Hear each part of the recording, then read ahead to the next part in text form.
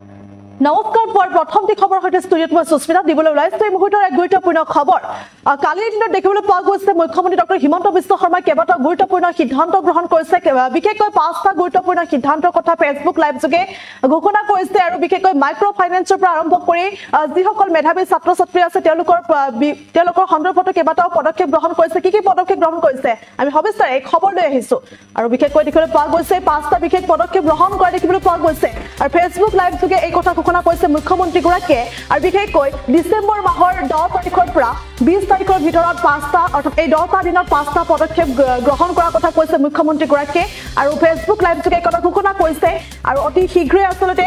high school শিক্ষান্ত পৰীক্ষাত যিসকল মেধাৱী ছাত্ৰ ছাত্ৰী উত্তীৰ্ণ হৈছে তেওঁলোকক আন্দোলন বৰুৱা বঁটা প্ৰদান কৰাৰ কথা ঘোষণা কৰিছে আৰু সমান্তৰালকৈ নৱম শ্ৰেণীত অধ্যয়নৰত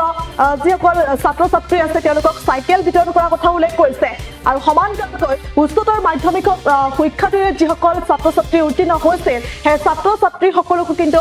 স্কুটি প্ৰদানৰ কথা ঘোষণা কৰিছে মুখ্যমন্ত্ৰী ডক্টৰ হিমন্ত বিশ্ব শৰ্মাই আৰু লগতে এই 5টা বিশেষ কাৰ্যসূচী গ্ৰহণ কৰিছে 5টা কাৰ্যসূচী যি আহিবলগীয়া দিন অৰ্থাৎ 10 ডিচেম্বৰৰ পৰা 20 ডিচেম্বৰৰ ভিতৰত এই 5টা পদক্ষেপ বা 5টা কাৰ্যসূচী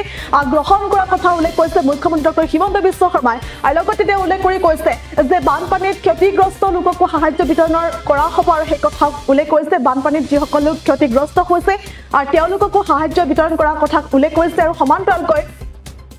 মাইক্ৰ ফাইনেন্সৰ অধীনত লোৱা 50,000 টকা পৰ্যন্ত লোন মহিলাক নো অবজেক্ট সাৰ্টিফিকেটৰ বিতৰণ কৰাৰ কথা উল্লেখ কৰা হৈছে আৰু লগতে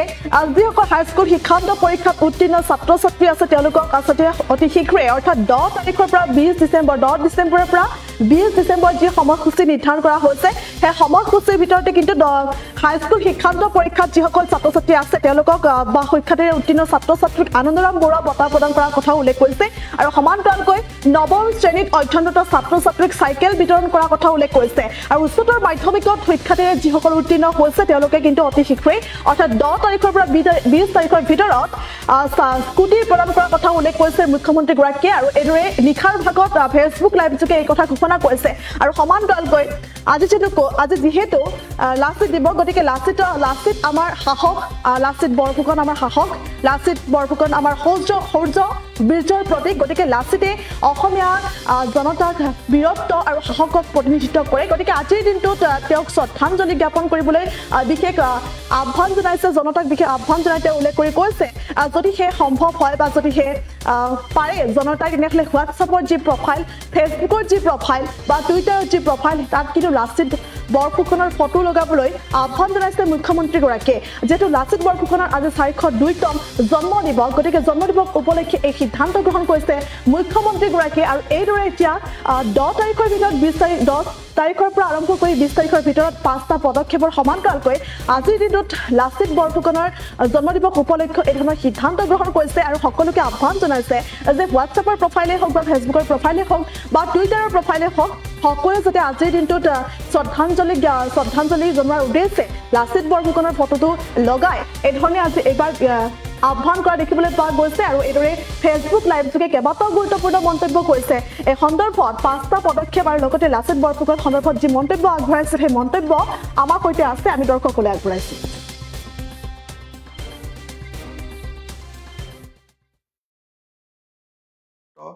আৰু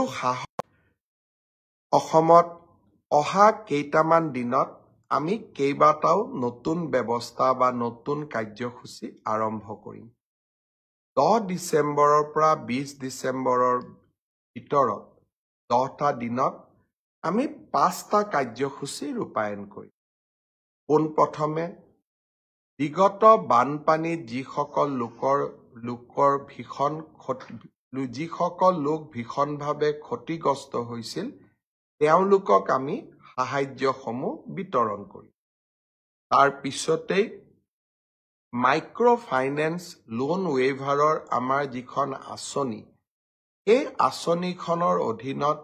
50,000 টকালৈকে ঋণ লোৱা আই মাতৃসকলক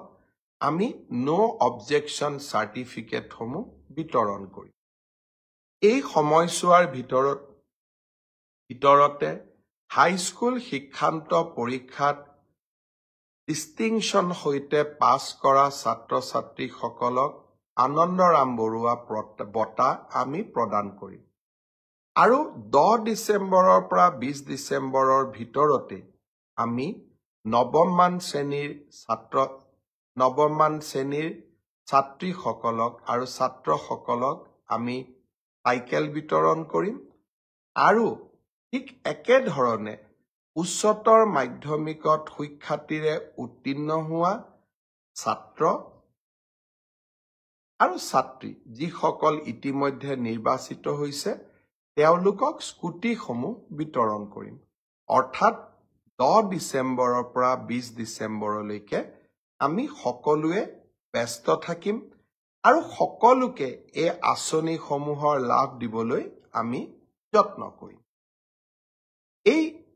সময়ছোৱাৰ ভিতৰতে অৰ্থাৎ 1 তাৰিখৰ পৰা 10 ডিচেম্বৰৰ ভিতৰত চৰকাৰী কৰ্মচাৰী তৃতীয় আৰু চতুৰ্থ শ্ৰেণীৰ কৰ্মচাৰীসকলৰ মিউচুৱেল ট্ৰান্সফাৰৰ পৰ্টেলটো আমি মুকলি কৰি দিম আমাৰ জাতীয় জীৱনৰ বাবে এটা মহৎ মহিয়ান দিন অহাকালি লাচিত বৰফুকনৰ 402তম জন্ম দিৱস আমি সকলোৱে মনত পেলাম আকৌ এবাৰ কি ধৰণে আমি লাচিত বৰফুকনৰ 400তম জন্ম জয়ন্তী অতি সুন্দৰভাৱে পালন কৰিছিলোঁ আৰু সমগ্ৰ দেশতে লাচিতৰ সাহস শৌৰ্যক আমি বিতৰণ কৰিবলৈ অসমৰ বুকুৰ পৰা ভাৰতবৰ্ষৰ বহল বুকুলৈ লৈ যাবলৈ সক্ষম হৈছিল মোৰ আজিও গৌৰৱেৰে সৈতে মনত পৰে প্ৰধানমন্ত্ৰী নৰেন্দ্ৰ মোদী ডাঙৰীয়াই